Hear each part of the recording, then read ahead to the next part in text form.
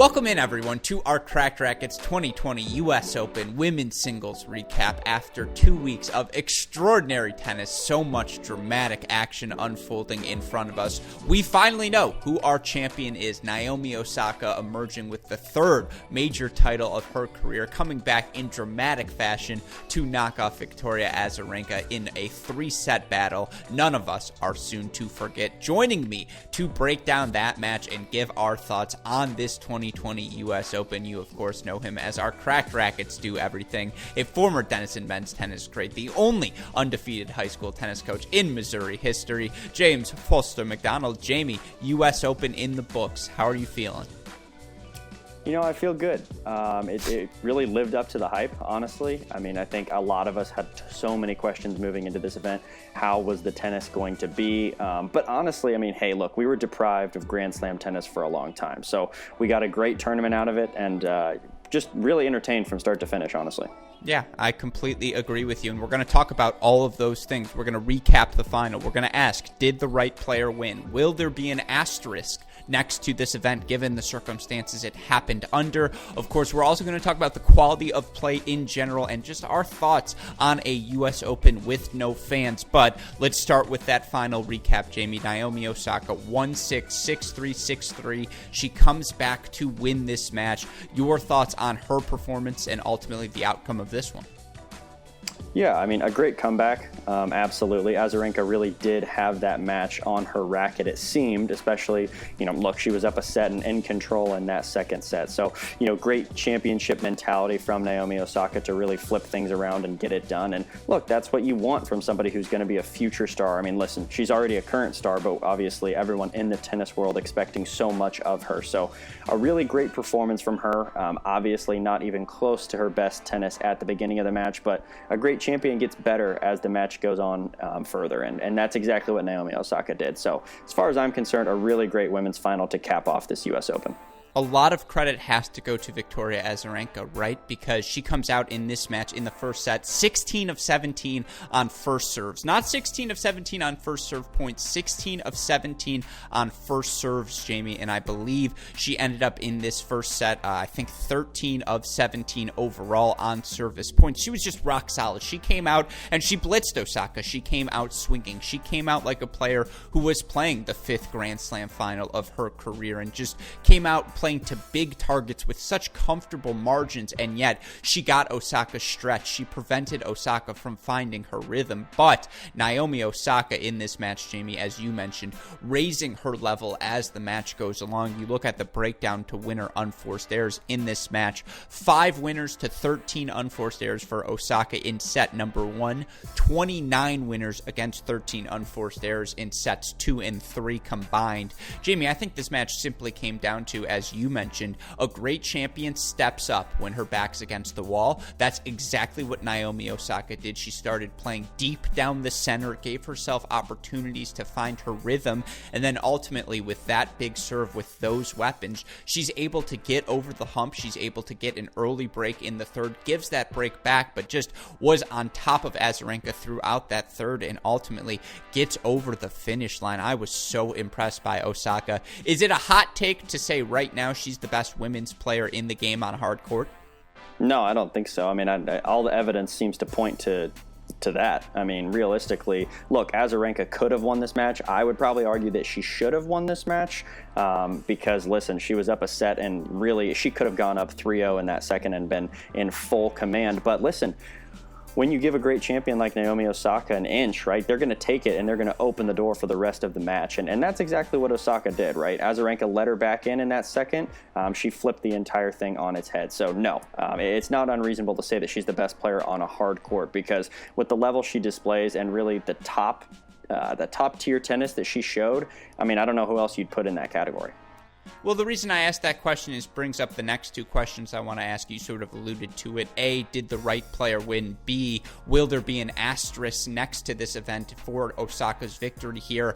I'm going to say yes to the first question, no to the second question. Here's why. A, I've said it since the start of this tournament. When Naomi Osaka plays her best tennis, she is the best player right now on a hard court in the women's game simply because we saw it undefeated through the Western and Southern Open, undefeated through the U.S. Open. Yeah, she pulled out of that match versus Vika, but she found herself down and out. She found herself down a set in about 25 minutes, and she managed to flip the script here. She looked so good just in so many different wins, whether it was wins over Kontaveit, a win over Jen Brady, a win over Katsyuk and Misaki Doi, which were both quietly 3-set matches. She's just looked so good throughout this event, and why I say no to the asterisk is because, yes, we were missing 6 of the top 10 players. There was no Barty, there was no Svitolina, there was no, so many different Halep, and that's always going to be a fact we consider when we look at this event, but we got the same final back-to-back weeks. It's clear the 2 best players in both of these events emerged, and ultimately when they played the event, Naomi Osaka won in their one encounter. So I think Vika deserved to be in the final. I think the right player won, and I don't think there will be an asterisk next to this, simply because I think the tennis world agrees Naomi Osaka should have and ultimately did win this event. Yeah, so it's interesting. The way I look at it is kind of funny, and it might not make sense, but it makes sense in my head. So we'll start there. Did the right player win this event? I don't know. I'm not so sure there's one right player. If I had to pick one, Naomi Osaka absolutely on that short list. So that doesn't bother me at all. If I take this match by itself in a vacuum, do I think the right player won this final match? I mean, she turned it around and did what she needed to at the end of the day, so that's great. But Azarenka, again, was up a huge first set and a break with the chance to go up 3-0 in that second set. And if she does that, I think she's winning this thing in straights. So listen, she got it done. She had that championship mentality. Azarenka had the chance to close the door and didn't. That's on her. So if you make that argument, maybe she should have lost it. But I don't know. With the level we saw from Azarenka at the top, I mean, my goodness, that win over Elise Mertens, that first set against Osaka, even though Naomi wasn't playing her best, I mean, my goodness. I mean, what else can you do, right? And so the most promising thing for me moving forward is that Azarenka is back as a serious force on the tour. So I'm okay saying that Osaka deserved to win this and was the right player. If you had to choose one, that doesn't bother me at all. Will there be an asterisk? So if you ask me this on the men's side, very different answer. Because in this case, you have somebody you have 2 people who have won a Grand Slam title, right?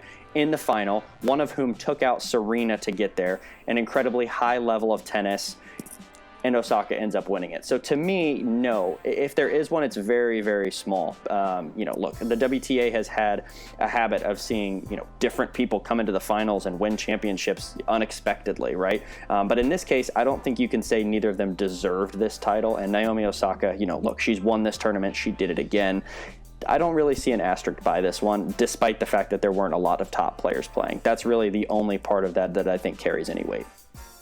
Yeah, certainly if you're a casual tennis fan, the names Jennifer Brady, Shelby Rogers, Svetlana Perankova are not names that would have jumped out to you beforehand, but if you've been following the game closely, you know those were the players who were playing their best tennis coming into this event. The fact that all of the players who were playing well continued to play well, the fact that we didn't feel like we saw any real fluke results, I think it lends itself, it lends credibility to this event. We saw so many players playing so well, and that gets to the quality of play here, Jamie. I was so impressed. And clearly, little things like, did you play matches over the Exos? Did you get to play one of the lead-up events in August, building up to the Western, Southern, and U.S. Open? Did you have momentum coming into this?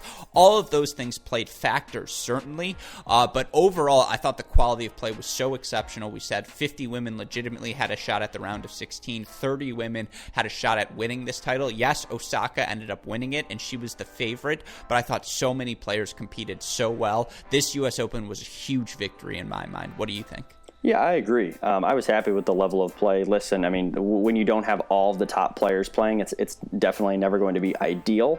That being said, though, was really happy with the vast majority of matches. Sure, you watched some and things got ugly, as, is inevitable in any tournament, right? Regardless of the level. But no, overall, I think it was a very, very high level of play. And particularly in the final, right, you saw 2 people battling it out. Both Osaka and Azarenka had been in really good form. No, they weren't perfect throughout the entire match, either of them, but the level of play was astonishing and really exciting and really promising for me, especially coming off of such a long break due to COVID.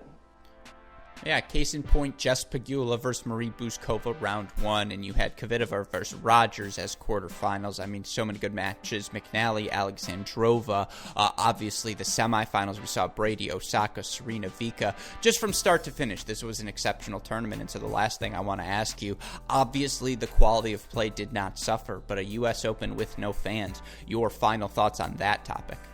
Listen, it was a weird one. There's no other way to slice it. I think at this point, though, you write this one off as a success. I know we knew it was never going to be ideal. Atmosphere was not going to be the same. You know, you look at some of these matches and you wonder, hey, does the crowd help someone or hurt someone pull through this match? But at the end of the day, that's just another dynamic that these players have to play through. So does it add to the list of things that are already making the 2020 U.S. Open weird? 100%. But again, hey, they get out on the court and it's up to those two players to battle it out. So regardless of if there's a huge crowd behind you, against you, whatever, you play the hand you're dealt, right? And that's what these players did. So honestly, pretty happy with how that went down. Completely agree with you. I think clearly the quality of play didn't suffer. Now, of course, we all recognize tennis is a better place when fans are in the stadium, and how great would it have been to see a crowd react to Vika coming back from a 6-1 set down to Serena Williams. That would have been exceptional. The crowd responding to the, we'll say, lack of quality of play to Zverev, Carreno Busta. I mean, certainly we want the crowd back, but the tension was there. The apprehensive moments, the drama, the exceptional tennis. This U.S. Open delivered. I completely agree with you, Jamie. And of course, if you want to hear our full breakdown, our top performers, our biggest disappointments, some of our favorite matches, I highly recommend you go check out this video recap in podcast form. You'll be able to find it on our Great Shot podcast. Jamie, your final thoughts on this U.S. Open from the women's side?